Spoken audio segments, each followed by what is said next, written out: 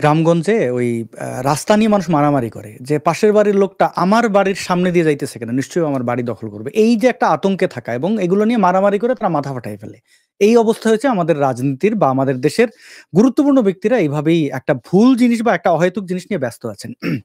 বলা হচ্ছে কেন মমতা ব্যানার্জি বলছেন যে শান্তিরক্ষী পাঠাইতে হবে আমাদের দেশে, আমাদের খুবই সেন্টিমেন্টাল লাগছে। আচ্ছা, এখানে আমরা স্ক্রিনে ৪ জন আছি। আমাদের পরিবারের সদস্য বা আমরা কেউ বাংলাদেশে তো আছি। আমরা কি মনে করি আসলেই বাংলাদেশ নিরাপদ? জননিরাপত্তা আছে? আপনি ঘর থেকে বের হলে ঘরে ফিরে আসতে পারবেন?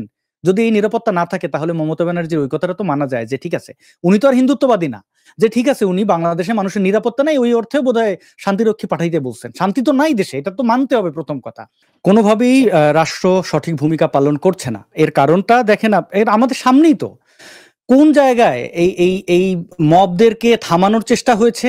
আমি তো দেখি নাই। এবং জি। যখন বিবৃতি আসে স্বাভাবিকভাবে ফিলিস্তিন থেকে ফিলিস্তিনের বিষয়ে আমরা বিবৃতি দেই, বিভিন্ন রাষ্ট্রের বিষয়ে দেই। এখন ভারত যদি মনে করে যে তারা এটা নিয়ে রাজনীতি করবে, তারা কি করবে না? তারা তো ধর্ম নিয়ে রাজনীতি করে। শুভেন্দু অধিকারী বাংলাদেশ বিদ্বেষী কথাবার্তা অনেকদিন ধরে বলেছেন।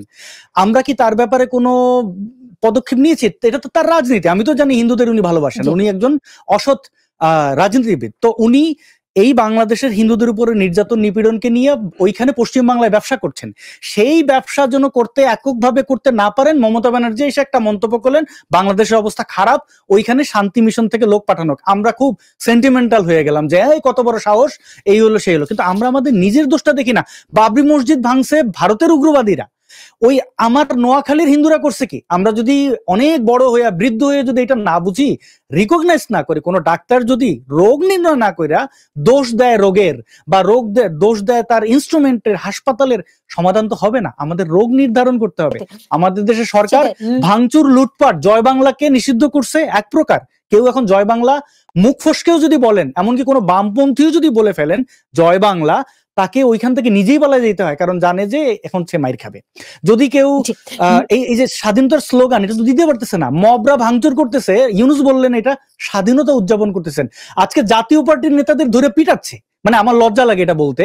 তাদেরকে ভারতের দালাল বলতেছে, তাদেরকে রয়ের এজেন্ট বলতেছে জাতীয় পার্টি। এটা আমার কথা না, বরং নাম করা কিছু লোক যারা উপদেষ্টা সমন্বয়ক তারা বলতেছে।